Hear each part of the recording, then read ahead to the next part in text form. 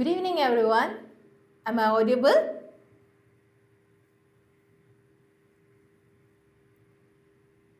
Am I audible?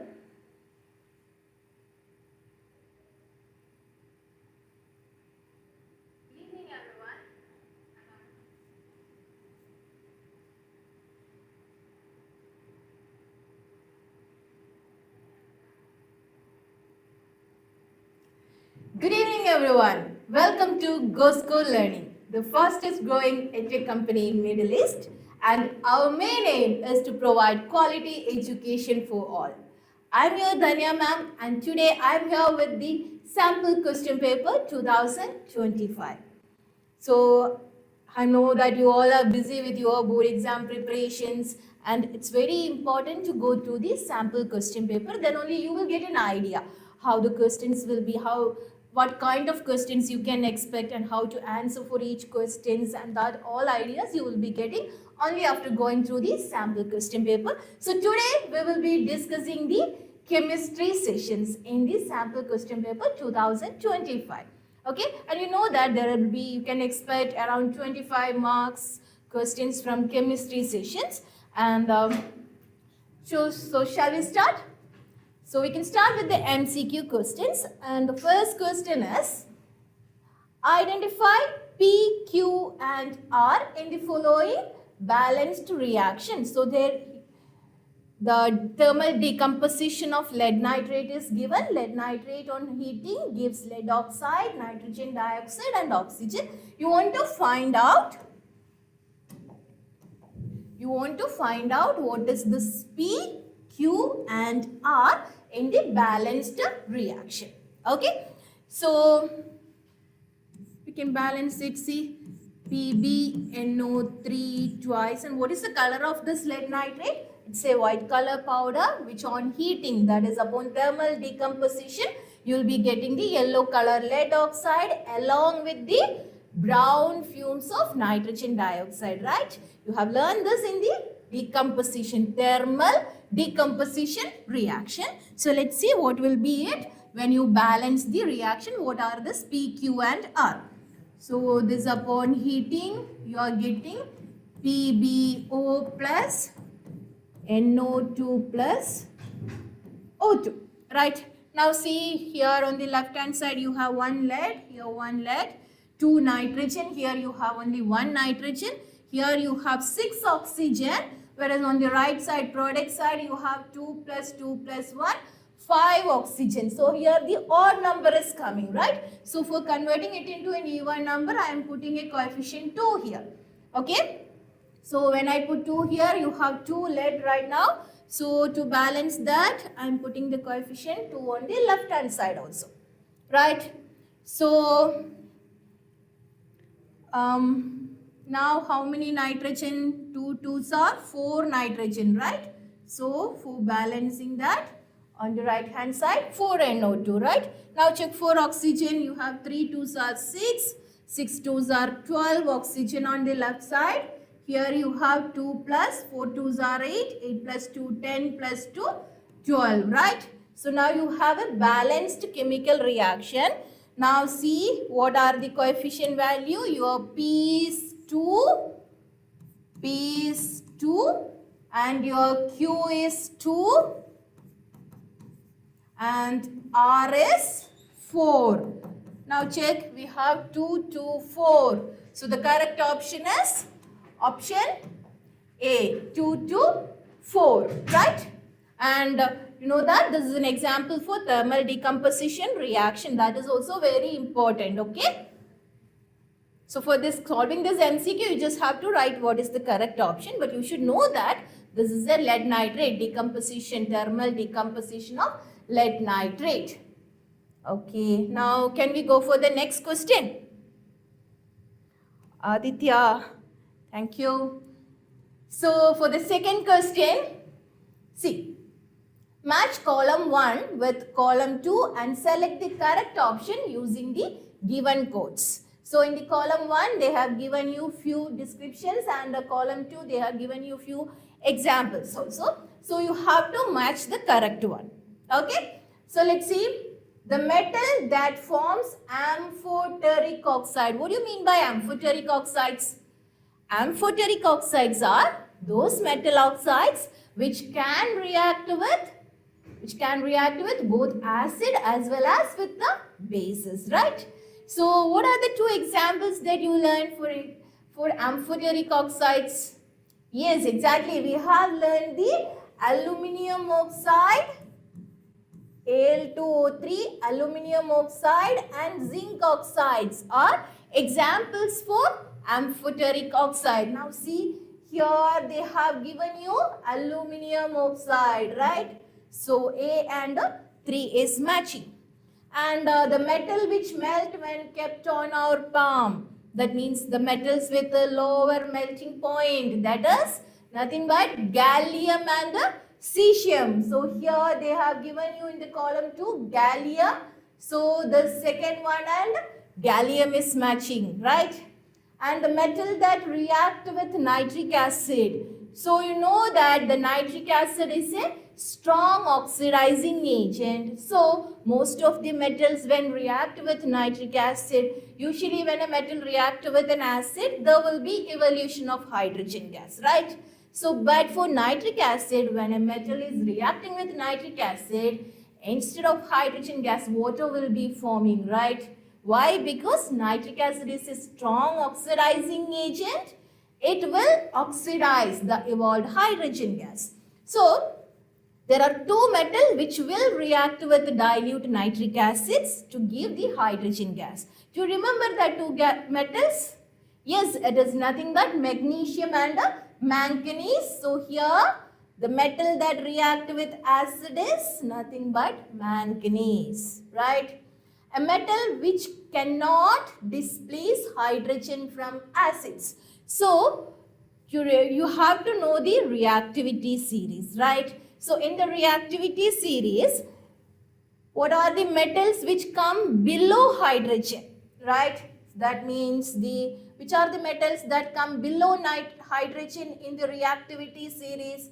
Yes, that is copper, silver, gold, platinum. These all are the metals which come below hydrogen in the reactivity series, right? So as these metals are less reactive than hydrogen, it cannot displace hydrogen from the acids. So among this, they have given you here gold.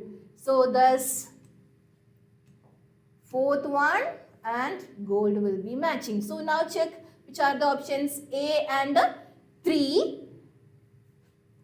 A with the third one and your B with the first one and your C with the fourth one and D with the second one. So the correct option is yes, option B.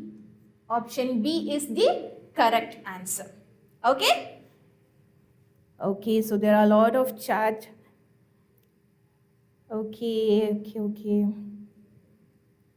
So for the next question, third question. Okay? So in this figure, they have mentioned that there is something solution taken in the beaker and there is an anode and cathode and connected to the battery, and here the bulb does not glow. The bulb is not glowing. Okay, so the solution in the given figure is likely to be. So for a solution to conduct electricity, it should contain what? It should contain free ions in it, right? So if a solution contains free ions, then only it can conduct electricity, right? So now check which all the solutions given here cannot produce the free ions, because here the bulb is not glowing, right? So the given solution cannot conduct electricity. So which solution among the given options do not produce free ions? There is nothing to think too much. It is nothing but the ethanol, right? Because in the second chapter, it's clearly mentioned that ethanol and sugar solution both cannot conduct electricity, right? So here the ethanol is the solution which cannot conduct electricity as it do not contain any free ions in it, right? So your nitric acid, definitely it will produce H plus and NO3 minus ions. H2SO4, it will also produce H plus and sulfate ions. Carbon dioxide in water, it will produce carbonic acid, that also will produce free ions. So the correct option is option B, ethanol. Okay, so when you're reading this kind of question, you have to check properly, because if you didn't noted this one, the bulb does not glow, you will select the wrong option. So when you are reading any question, even if it is MCQ, 2 mark or 3 mark question, read the question properly. Read it 2 or 3 times, then only answer the question. Okay. So now let's move to the next question. An aqueous solution A turns the phenolphthalein solution pink. So what is the color change for phenolphthalein? You know that phenolphthalein is a synthetic indicator, right? And what's the color change for phenolphthalein?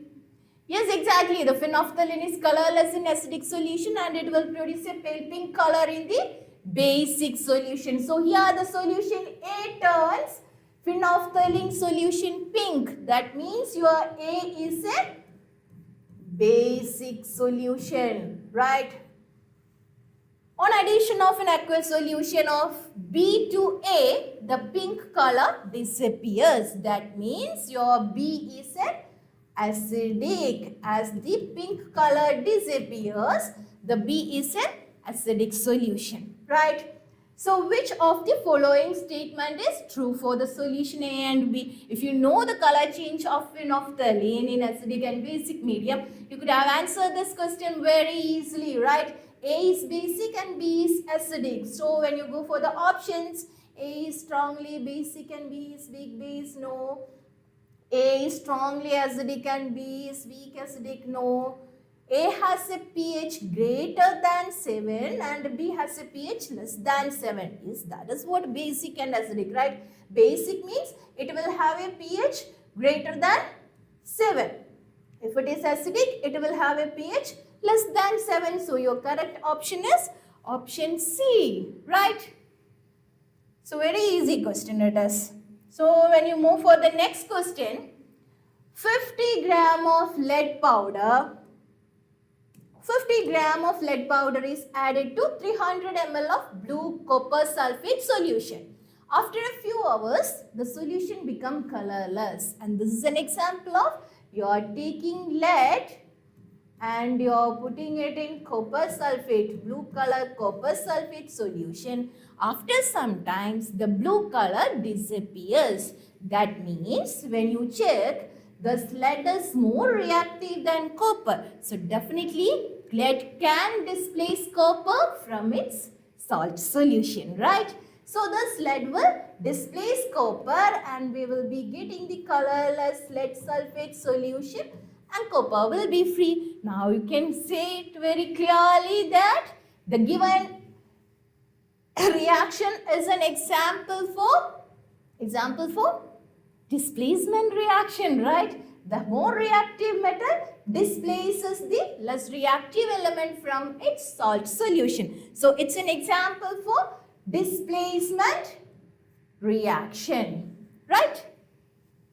That's it. So your next question is, the electronic configuration of 3 elements X, Y and Z are given. That is X is 2, 8, 7 and your Y is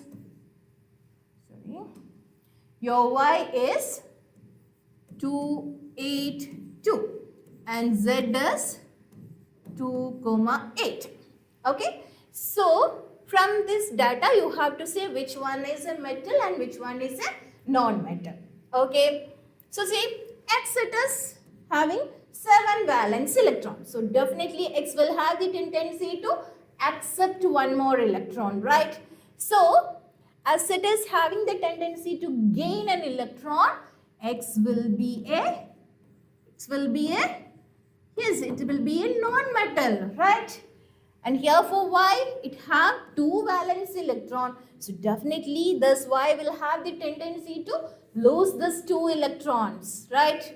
So it will be forming an electropositive element. So you know that the metals are electropositive. So Y will be definitely a metal. And for Z, it's not mentioned in the question, but for Z, it have 8 valence electron. That means octet is complete. So Z is definitely a noble gas or an inert gas, right? So from this one, you have X is a non-metal, Y is a metal. And your correct option is X is a non-metal and Y is a metal. That is option C is the correct answer, right? And your next question, this is the last question in the MCQ session. Okay, so that is, which of the following is an endothermic reaction? So what do you mean by endothermic reaction? Endothermic, from the word itself, endo, that means energy will be utilized. Okay, endothermic reactions are those reactions in which energy is utilized to proceed the reaction. And what do you mean by exothermic reactions? Exothermic reaction. Exothermic reactions are nothing but energy is exerting, giving out of energy. Okay. Okay. So exothermic reactions are those reactions which will be giving out energy. Okay, so from the given one, you have to find out which one is the example for an endothermic reaction. Okay, so here the burning of candle, that means when a candle is burning, it energy is giving out, right? So it's an example for an exothermic reaction. What about cooking of food? For cooking food, we have to give the energy, heat energy, right? So we are giving the heat energy for cooking of food. So definitely cooking of food is an example for endothermic reaction. And what about decomposition of vegetable matter? It's an example for exothermic reaction. And also the reaction of sodium with air is also giving out energy. So it's also an example for exothermic reaction. So in this given data, the endothermic reaction is cooking of food. Okay. So with this, your MCQ is over. Next one is your assertion reason question. So for that, on adding dilute HCl to a test tube containing a substance X. Okay. So here you have a test tube containing a substance X. You are adding dilute HCl. Okay. A colorless gas is produced, which gives a pop sound. And you know that whenever you see this pop sound, what will be that evolved gas? Yes, that evolved gas is nothing but the hydrogen gas. So here the hydrogen gas is evolving when a burning matchstick is brought near it. So your assertion is when you are adding an acid to a substance X, a colorless gas hydrogen is producing. So your assertion is okay. So in this, your reason is, in this reaction, the metal X is displaced by hydrogen. So we can write the reaction. So here X, when you treat with HCl, you are getting hydrogen gas plus definitely here the salt will be exhaled. Okay. So in this reaction, X displaces hydrogen, right? So now we'll see what is the reason given. The metal X is displaced by hydrogen. Is the metal X is displaced by hydrogen or the metal X displaces hydrogen? The metal X displaces hydrogen, right? It's not X is displaced by hydrogen. So the reason is given is true and your assertion is correct statement. So the correct option is option C. A is true and R is false. Okay. So in the reason it is given the metal X is displaced by hydrogen. It is wrong. The metal X displaces hydrogen. That is the correct statement. Okay. So I hope it is clear for you. So these are the 8 one-mark questions. Okay. Including 7 MCQ and 1 assertion reason question. Now we are moving on to the section B, which carries 2 marks. Okay, so you can expect 2 mark questions for your science exam, and the question is, identify the type of each of the following reaction, stating the reason for your answer. Okay. So your first reaction is Fe2O3. Your first reaction is Fe2O3 plus aluminium. You are getting Al2O3 plus 2Fe plus heat. Okay. So what type of reaction is this? You have to identify the type of reaction as well as you have to state the reason for your answer. If you are mentioning if it is a combination reaction, you have to say what is the reason for that. Okay, so let's see what type of reaction is this. In this one, see, heat is giving out, right? So you can say it's an example for exothermic reaction, right? This is an exothermic reaction. And what is the statement for your, what's the reason for this statement exothermic reaction? As heat is giving out, the reaction will be exothermic. Okay, and I can say that here when you check for the reactivity series, potassium, sodium, calcium, magnesium, aluminium, zinc, iron, tin, like that it will be going. So now see, in the reactivity series, aluminium is more reactive than iron, right? So here we can say this aluminium, as it is more reactive than iron, it displaces iron, right? So if you write it is a displacement reaction, that is also correct. You can say it is a displacement reaction, and your reason for displacement reaction is, as aluminium is more reactive, it displaces iron from its salt solution. That's also correct, right? And there is one more answer also. See, here Fe2O3 loses oxygen and changes to iron, right? So we can say Fe2O3 get reduced, or it's undergoing reduction, right? And aluminium is gaining oxygen, so we can say it get oxidized, right? As both oxidation and reduction occur simultaneously, we can say this is an example for redox reaction, right? As both oxidation and reduction occurs. It's an example for redox reaction is also. For your reason is that as aluminium is getting oxidized to aluminium oxide and Fe2O3 get reduced to iron. So it's also an example for redox reaction. Okay. So I hope the first one is clear for you. And when you go for the next one, that is lead nitrate, when you treat with potassium iodide, you are getting here this downward arrow indicate that it get precipitated, or the substance produced gets settled down, that is precipitated. Okay, so here the lead iodide, we know the color of lead iodide, that is yellow color. Okay, so you are getting a yellow color, lead get precipitated and the potassium nitrate is also forming there. Okay, so what type of reaction is this? Here what actually happened is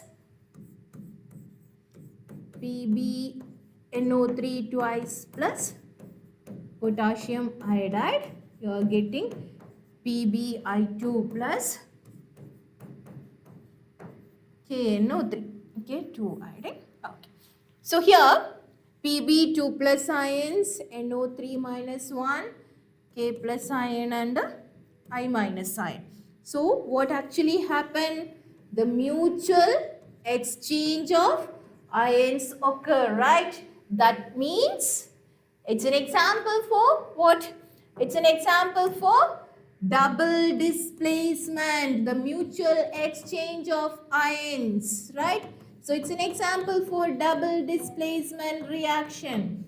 And you can say the reason that here the mutual exchange of ions occur. So it's an example for double displacement reaction. And you can also mention as here the yellow color precipitate is forming. This will be, and you can also mention it as precipitation reaction. And your reason is as the yellow color precipitate of lead iodide is forming, you can also say it's a precipitation reaction.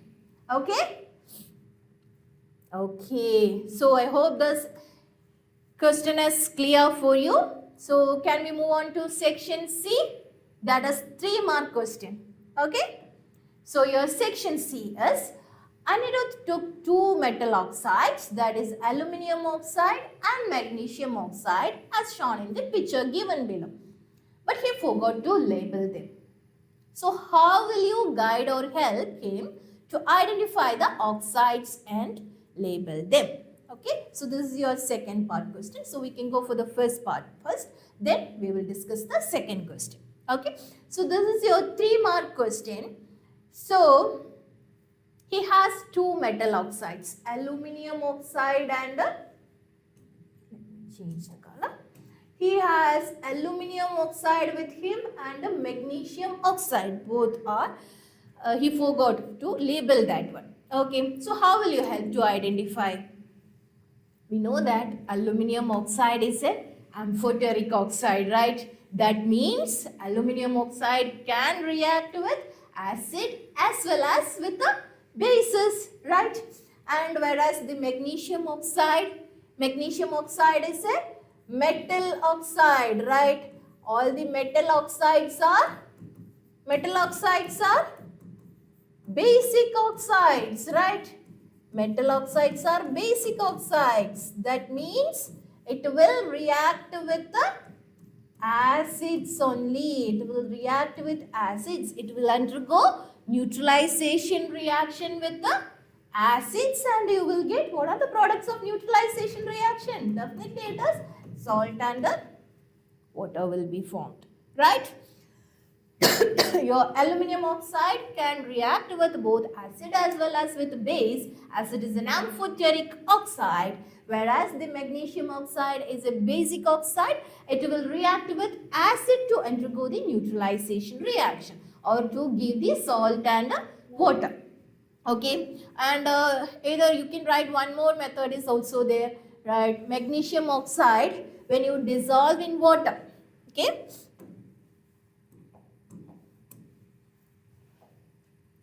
the magnesium oxide when you dissolve in water, what you will get? You will get magnesium hydroxide, right?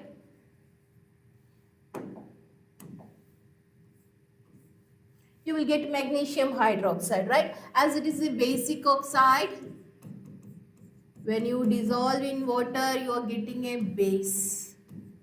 Okay? So, if you are putting a red litmus in this basic solution, it will change the red litmus to blue color. As it is a basic solution, it will change the red litmus to blue color. Whereas for the aluminium oxide, when you dissolve it in water, it is not usually soluble in water. Okay, it will not be soluble in water. And thus magnesium also, it's not that much easily soluble. You have to shake it, then only it will be sparingly soluble or slightly soluble in water. Whereas the aluminium oxide is insoluble in water. By doing this experiment also, you can identify which one is aluminium oxide and which one is magnesium oxide. The magnesium oxide will change the red litmus paper to blue color. Okay. So you can use any of this method. Okay. If you wrote any of one of this, you will get the marks. Okay. So the sub question is, in an activity, Aishu was given 2 substances, copper sulfide, Cu2S, and copper oxide Cu2O to obtain copper from these compounds. Okay. So she was able to extract copper successfully. Illustrate with the help of a chemical equation how Aishu might have completed the activity. So you have copper sulfide and copper oxide here. You want to write the chemical reaction how copper can be extracted from this mixture. And this reaction, it's very, very important one. I know that you all are aware about that reaction, that is Cu2S. When you mix with Cu2O, you will be getting copper and what is remaining there? Sulfur and oxygen that will combine to form sulfur dioxide. And when you balance it, you have 2 oxygen on the right hand side. Here only 1 oxygen. So to balance oxygen, you have to put a coefficient 2 here. So now your copper on the left hand side is 2 2s are 4 plus 2, 6 copper. So to balance that, 6 copper on the right hand side, 1 sulfur, 2 oxygen, 2 oxygen. So your balanced chemical reaction is, you are heating this mixture, that is Cu2S plus 2 Cu2O gives 6 Cu plus SO2. Okay. Okay, so I can get a lot of answers in the chat box. Okay, very happy to see that. Okay. So there is one more question. This is actually for visually impaired students, so we can discuss that question also. That is, give reason for the following. Certain metals are used for making cooking utensils. So what is the reason for that? Why we are using certain metals for cooking utensils? It's nothing but the metals are good conductors of heat, right? Then only we can use it for cooking. So your first reason is they are good conductors of heat, and you know that the metals have high melting point, right? If you wrote 2 reasons, definitely you will get 1 mark there. Okay, so for 2 reasons you will get 1 mark. And the next one is, hydrogen gas does not evolve when certain metal except magnesium and manganese react with nitric acid. So this is your 2 mark question, then only 2 plus 1, 3 marks. Okay, this one already we discussed for the second MCQ question, right? See, as I mentioned, the nitric acid is a strong oxidizing agent, right? Nitric acid for your second answer. Nitric acid is a HNO3 is a strong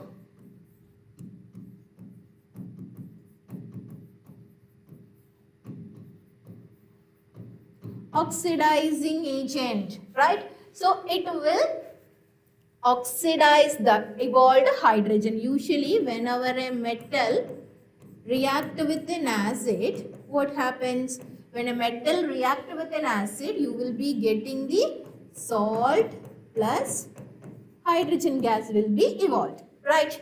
So if you are using nitric acid here, what happens is this nitric acid oxidizes this evolved hydrogen. The nitric acid oxidizes this evolved hydrogen and convert it into water.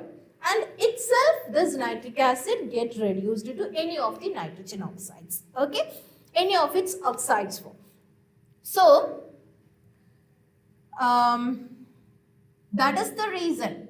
So that is the reason, as nitric acid is a strong oxidizing agent, it oxidizes the evolved hydrogen gas. That is the reason when a metal reacts with nitric acid, no more hydrogen gas is evolved. And there are 2 exceptions, that is magnesium and manganese. These metals can react with dilute nitric acid and a hydrogen gas will be evolved. Okay, so you should be very clear with these 2 exceptions. That is magnesium and manganese, which can react with dilute nitric acid and can evolve hydrogen gas. Okay. So that is for the 3 mark, and there is one more 3 mark question. That is, you can attempt either A or a B. Okay.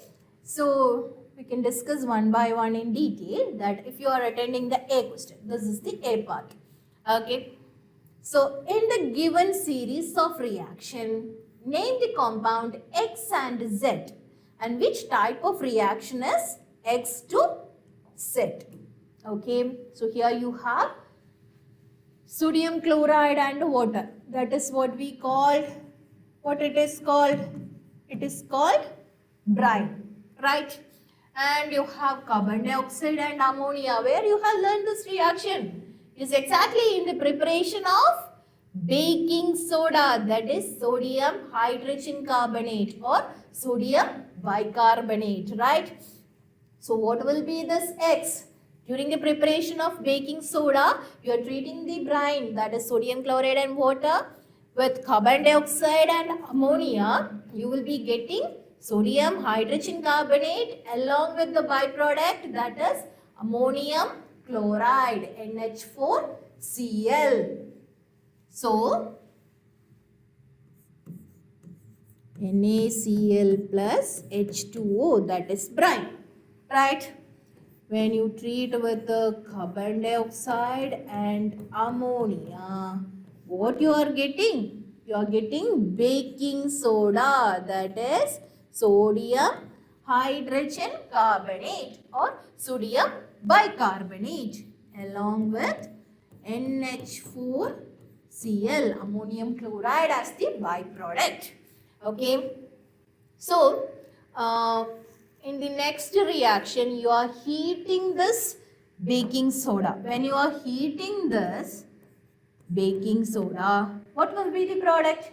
When you are heating the baking soda, you will be getting Na2CO3, sodium carbonate plus carbon dioxide. That makes the cakes fluffy, right? Plus H2O. Okay. Balance 2. Okay, I'm not writing there. When you balance this reaction, you have to write NaCO3 here. So for balancing, you have to put it 2. Okay, so here your Z is nothing but sodium carbonate. Okay, and when you treat this sodium carbonate with the 10 molecules of water, what you will get? Na2CO3 dot 10H2O, that is sodium carbonate decahydrate. That is nothing but the washing powder, right? Sorry, washing soda. Okay. So here you want to identify X and Z. So your X is nothing but baking soda or sodium hydrogen carbonate, and your Z is nothing but sodium carbonate, Na2CO3, right? And which type of reaction is X to Z? See, X to Z. What type of reaction? A single substance upon heating, it is changing into a number of product. That means it is an example for thermal decomposition, right? It's an example for thermal decomposition, right? So very easy, right? It is. That is about your first question. And the second one is, you are given 3 unknown solutions. You are given 3 unknown solutions, A, B and C, with the pH value 6, 8 and 9.5. Your A is having the pH 6, B is having the pH 8 and C is having the pH 9.5 respectively. Okay. In which solution will the maximum number of hydronium ion will be present? Maximum number of H plus ions will be present in the acidic solution, right? So here the acidic solution given is solution A. So the right answer for the first question is maximum number of hydronium ions will be present in the solution A. Arrange the given samples in the increasing order of H plus ion concentration. So you have to write the increasing order of H plus ion concentration, and we know that maximum H plus ions will be there in the A. Okay, you want to write it in the increasing order. So the one with the lowest number of H plus ion concentration is the one with higher pH value, right? So it is C, then the B, and finally A. This is what the increasing order of hydronium ion concentration.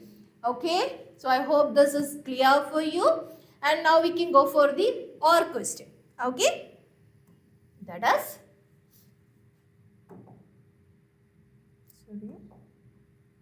okay, this is your OR question.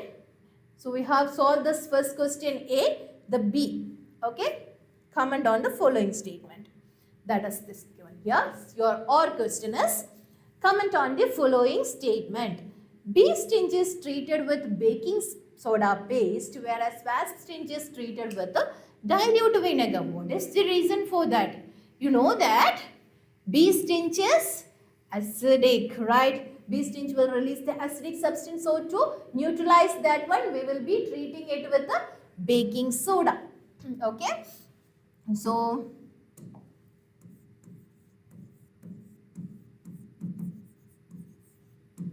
bee sting is acidic. That's why we are treating, that is to neutralize that acidic substance, we are treating it with a baking soda paste, whereas wasp sting is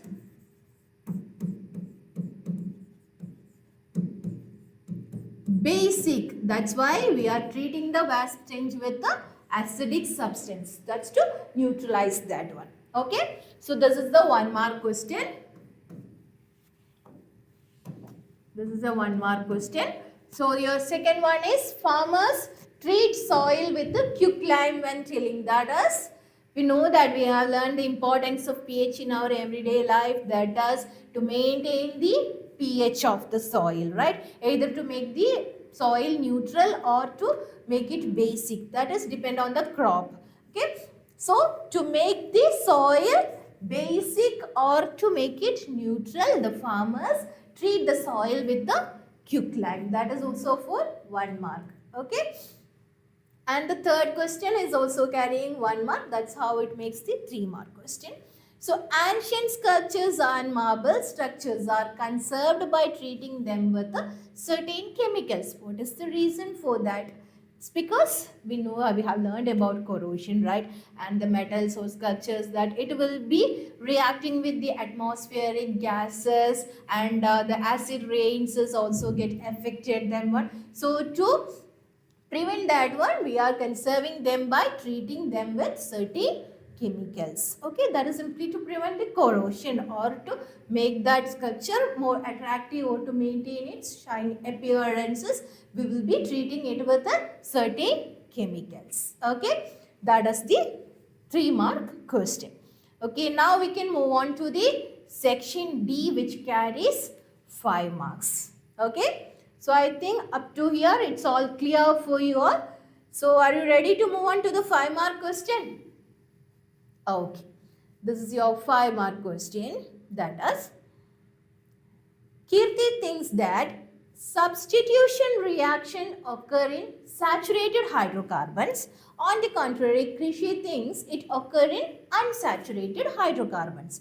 Justify with the valid reasoning whose thinking is correct. What do you think? Whose thinking is correct? Usually the substitution reaction is characteristic of what? Characteristics of saturated hydrocarbons, right? What do you mean by substitution reaction? It is nothing but the hydrogen atom is substituted by a heteroatom. You may know that the substitution reaction of methane with the chlorine, you are getting chloromethane, which are upon for passing further chlorine gas, you will be getting dichloromethane, trichloromethane, tetrachloromethane. Now you remember the substitution reaction, right? So the substitution reaction is the characteristics of saturated hydrocarbons. And what type of reaction will this unsaturated hydrocarbons will undergo? Yes, exactly. The unsaturated hydrocarbons will undergo addition reaction, right? So, saturated hydrocarbons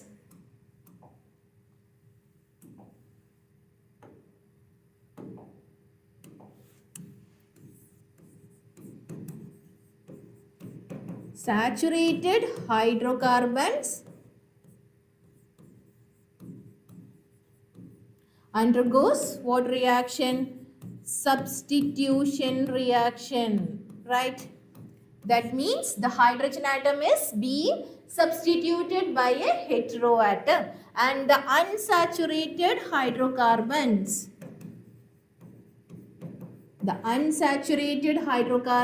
usually undergo addition reaction. That is, the heteroatoms will be added up to the double bonded carbons, right? So, here whose thinking is correct? Yes, Kirti think that the substitution reaction occurring saturated hydrocarbon. So, the Kirti's thinking is correct because usually the substitution reaction, that is the displacement of hydrogen by a heteroatom, is carried out by or is a characteristics of saturated hydrocarbons. Okay, and you can give one example also, that is methane gas. When you treat with chlorine, you will be getting chloromethane plus HCl. Okay? Okay. So go for the second question. Methane and propane and their isomers are used as fuels. Comment why they are used as fuels. Definitely we have learned the combustions, right? So this methane and propane on combustion, it will be giving out light and heat energy. As it is giving out energy, they are used as fuels, right? And there is some sub question for that, that is, draw the electron dot structure of the immediate lower homologue of propane. Which one is the immediate lower homologue of propane? Yes, exactly, the immediate lower homologue of propane is ethane, right? The immediate lower homologue of propane is ethane. Okay, that is CH3 single bond CH3, ethane. Now let's see how we can draw the electron dot structure. So we have carbon and it has 4 valence electrons, and one more carbon is there with the 4 valence electrons, right? And here I have this carbon have 3 hydrogen, each hydrogen with 1 valence electron. Here also 1, and this carbon is also having 3 hydrogen, right? And for this hydrogen, it will be sharing the 1 electron with carbon. Here also, right? Here also, and here also, here also, here also. Okay. So hydrogen is sharing 1 electron with the carbon, right? Now check for this carbon. It has to complete the octet, right? So 1, 2, 3, 4, 5, 6, 7, and it will be sharing 1 electron with this carbon, right? So it will be 1, 2, 3, 4, 5, 6, 7, 8. 1, 2, 3, 4, 5, 6, 7, 8. Right? And for this carbon, 1, 2, 3, 4, 5, 6, 7. And it will be sharing 1 electron with this carbon. Right? So, it will be like this. Right? So, in between this 2 carbon, a pair of electron is mutually shared. Okay? Okay.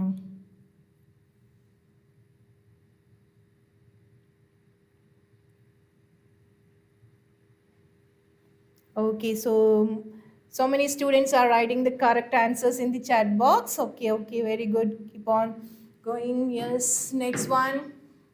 Okay, this is what the electron dot structure. Okay, so I hope it is clear. Okay. Now, give any two characteristics of homologous series. So see, in this question itself there are three sub questions. Okay, so for the 5 marks, here it will be for 1 mark, and this will be for half mark, and the next one dot structure 1 mark, and writing the characteristics is 1 2 plus 1 3, and it will be for 1, and this will be for 2 mark, 3 4 5. Yes, this is for 1 mark, 1 2 3 4 5 marks. Okay, so you will be getting the 1 mark for writing the two characteristics of a homologous series. So you have to mention two characteristics. Okay, so this two characteristics means here, what are the characteristics of homologous series? We know that the homologous series, each unit differ by CH2 unit, that is 12 plus 2, 14 unified mass, right? In a homologous series, each unit is differ by CH2 unit, that is 14 unified mass, and all the members of the homologous series have a general formula or the same functional group, and because of that same functional group, they all will show similarities in their chemical properties, right? And there will be slight differences, gradual changes in their physical properties also as the number of carbon atom increasing, right? So you can mention any two characteristics that each member differ by CH2 unit or by 14 unified mass, or they have the same functional group, or all the members will be having the same general formula, and each members will have the similarities in their chemical properties. Okay, you can write any two characteristics. And your third question is a mixture of oxygen and ethine. A mixture of oxygen and ethine is burned for welding. Can you predict why a mixture of ethine and air is not used? What may be the reason? If you treat ethine with oxygen, ethine will undergo complete combustion. It will undergo complete combustion, and you will be getting a clear flame, that is non-sooty flame. Okay, if you are treating this ethine with air, the amount of oxygen is less, right? That means there will be partial combustion only, and due to that partial combustion, there will be sooty flame formation, right? That's why for welding we will be using the mixture of oxygen and ethine, and we are not using ethine and air because of the partial combustion. Sooty flame will be produced. Here, when you treat oxygen with ethine, you will be getting clear blue flame. Okay. So that is the first question, and your or question is, either you can write A or you can write B. Your or question is, A and B are sodium salt of long chain carboxylic acid and long chain sulfonic acid respectively. Which one of A or B will you prefer as a cleansing agent while using underground water, that is hand pump water? Give the reason for your answer. So from this it is clear that A is a long chain carboxylic acid, sodium or potassium salt of long chain carboxylic acid. That means A is a soap, right? And B is a sodium or potassium salt of long chain sulfonic acid. That means B is detergent, right? And if you are taking the hard water, definitely it will contain calcium ions, and if you are using soap, the soap, so long chain carboxylic acid will react with the calcium or magnesium aluminum salt, and it will be forming what? White precipitate of scum production will be there, right? scum will be produced, which will affect the cleansing action of soap. So for using for a hard water, we will always prefer detergent rather than soap, because in detergent there is no that white precipitate or scum formation, and also the cleansing action is more. Cleansing action will be more for detergent than soap. So definitely for a underground water, when you are cleaning, we will always prefer detergent, right? Now, elaborate the process of cleansing action and illustrate the micelle with the help of a labeled diagram. So, you have to draw the diagram of micelle formation. So, you know that in the soap there will be ionic part and a hydrocarbon part. This ionic part is hydrophilic part. That is, water soluble dirts are removed with the help of this ionic part, and this hydrocarbon chain, that is non-ionic part, which is hydrophobic, right? And there is a micelle formation diagram given in your reader, and you have to draw the diagram neatly and have to label them. Okay, if you draw the diagram neatly and label, then only you will get the full mark there. Okay, and how does micelle formation help to remove the oil soluble dirts and water soluble dirts? This is the long chain hydrocarbon, and this is what the ionic part. Okay, this is hydrophilic Na plus, like this.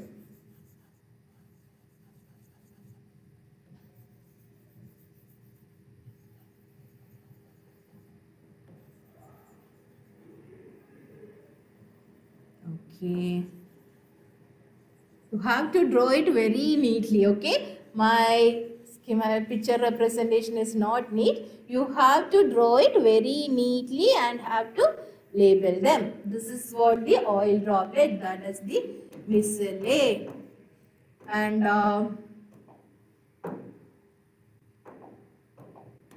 this is the hydrocarbon chain, that is the non-ionic part, that is hydrophobic.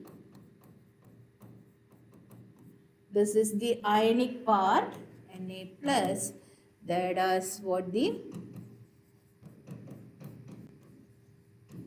which is hydrophilic part. Okay, so you have to draw it very neatly and have to label the diagram and explain how the process of cleansing action. Okay, that's it.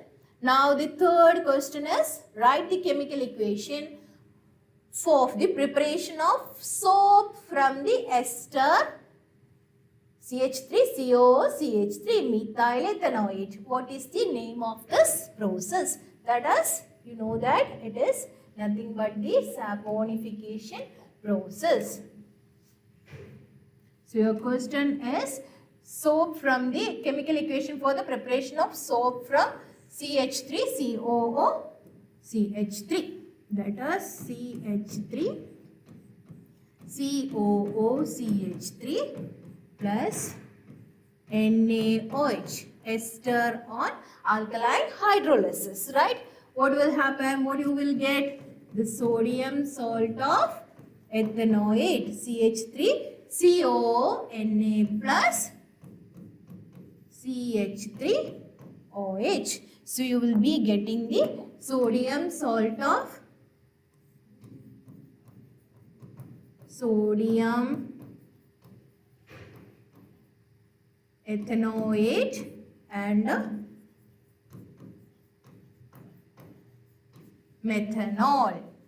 Okay, and what is this process is called?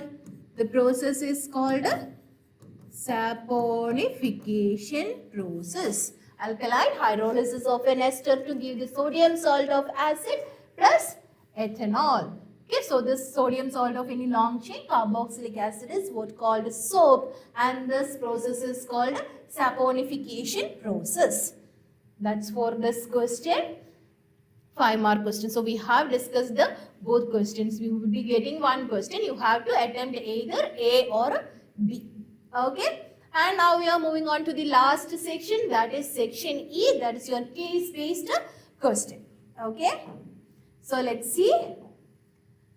This is the case-based question. That is, they have given you substance A when you treat with water and upon electrolysis you are getting X, Y and Z. X is caustic soda and Y is collecting at anode and Z is collecting at cathode. And in the second one, A, this A, same A, when you pass electrolysis, you will be getting M and Y gas at anode. And this M on treating with acetic acid or ethanoic acid, you are getting P plus Z. And this ethanoic acid on treating with Q in presence of concentrated H2SO4, you are getting R. And this R when treated with the X, that is what the substance we got here, X, you will be getting P plus Q. You want to derive the name of A, Y, Z, M, P and R. Okay.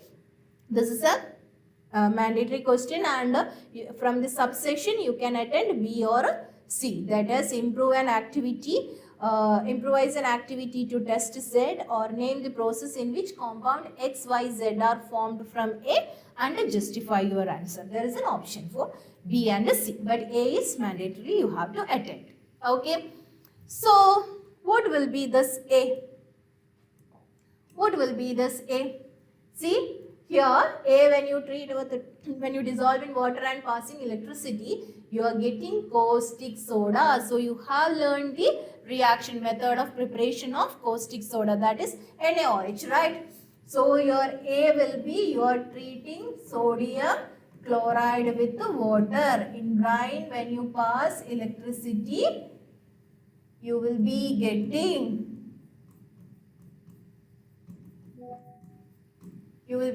what?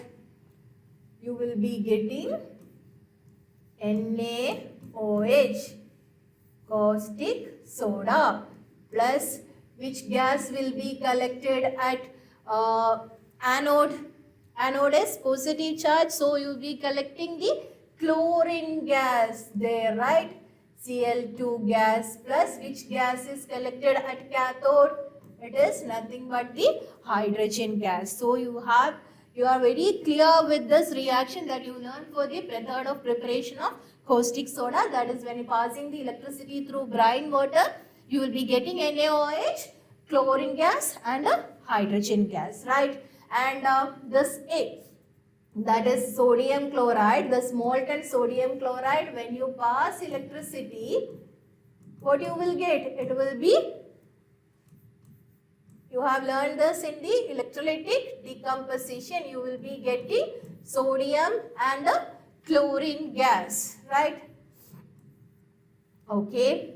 So this sodium, that is M, we are taking this sodium here and treating it with the ethanoic acid. What you will get? You will get what? Sodium salt of ethanoate plus hydrogen gas, right? The sodium displaces this hydrogen, CH3CONA, the sodium salt of ethanoic acid plus hydrogen gas will be formed, right? So you got the P and Z. Now you are treating this CH3COOH plus Q. Okay, when you treat this CH3COOH plus Q, you are getting a substance R. Okay, so when you treat the CH3COOH plus Q in the presence of concentrated H2SO4, you are getting a substance R. What will be this Q? See, here upon treating this R, whatever the product that you got here, when you treat it with the sodium hydroxide, you are getting sodium salt of ethanoate plus Q. So what will be that Q? Yes, it will be ethanol. It will be an alcohol, right? And this R will be an ester, because here you are getting sodium salt, this P, sodium salt of ethanoic acid plus Q. That means Here, alkaline hydrolysis of an ester, you will get the sodium salt of acid plus alcohol. So here the Q will be an alcohol. So you are taking CH3OH, methanol. You will be getting in presence of concentrated H2SO4, which act as a dehydrating agent, which will remove the water, and you will get the ester CH3COCH3. Okay? And the CH3COCH3, when you treat with the caustic soda, NaOH, that is when you treat this with the NaOH, you will be getting CH3COO Na plus CH3OH. You can either use CH3OH or C2H5OH ethanol also there. Okay. You can just rewrite it as ethanol. Instead of methanol, I am using here C2H5OH. So you will be getting here C2H5OH, ethanol. Okay, so derive the name of A is sodium hydroxide, Y is chlorine gas, Z is hydrogen gas, your M is sodium, P is sodium ethanoate, and your R is ethyl ethanoate or methyl ethanoate. You can write it as an ester. Okay, so I hope it is clear. And improvise an activity to detect Z. Your Z is hydrogen gas. And how will you detect Z, hydrogen gas? When you pass this gas to a soap solution, the bubbles are formed, and when you bring a burning candle near the soap bubbles, you will get the pop sound. With that pop sound, you can identify or you can confirm the evolved gas is hydrogen gas, right? And your or question is the process which the compound X, Y and Z is formed from A. And what this process is called? This process is called the chloralkali process. Why it is called chloralkali process? The process is called chloralkali process, and you have to justify your response, because here you are getting an alkali NaOH and a chlorine gas. Here you are getting the alkali NaOH and a chlorine gas is formed. As an alkali and a chlorine gas is formed, this process is known as chloralkali process. Okay, so this is clear, right? If you know the chloralkali process, you will be easily get the marks for this. And this is the ester hydrolysis and how the ester is forming there. Okay, and there is one more question that is for visually impaired students, and we can discuss that question also. With that we can wind up. Okay, distinguish between the ethanol and ethanoic acid. This will be the last question. Okay, distinguish between ethanol and ethanoic acid experimentally. How will you distinguish ethanol and ethanoic acid? Ethanoic acid, as it is an acid, it will react with the metal carbonates or metal hydrogen carbonates and will be forming salt plus carbon dioxide and water, right? Whereas ethanol will not react with the metal carbonates or metal hydrogen carbonates. So by that way you can distinguish ethanol and ethanoic acid. And there is an odd question. You can either attempt B or C. Write the IUPAC name of the first member of alkene, which is formed by the addition of concentrated sulfuric acid to it. Illustrate the change with the help of a chemical reaction. So here, to this ethanol, that is C2H5OH, when you treat with the concentrated H2SO4, which is a dehydrating agent, you will be getting ethene, right? The water will be removed from one carbon CH3, CH2OH. That is what ethanol, right? OH will be removed from one carbon, hydrogen will be removed from the adjacent carbon, and same way water is removed, and in between the carbon double bond will be formed and you will be getting ethene. Okay, plus water. Since H2SO4 is a dehydrating agent, the role of H2SO4 is dehydrating agent. Or you can write this OR question, that is all combustion reactions are oxidation, but all oxidation reactions are not combustion justified.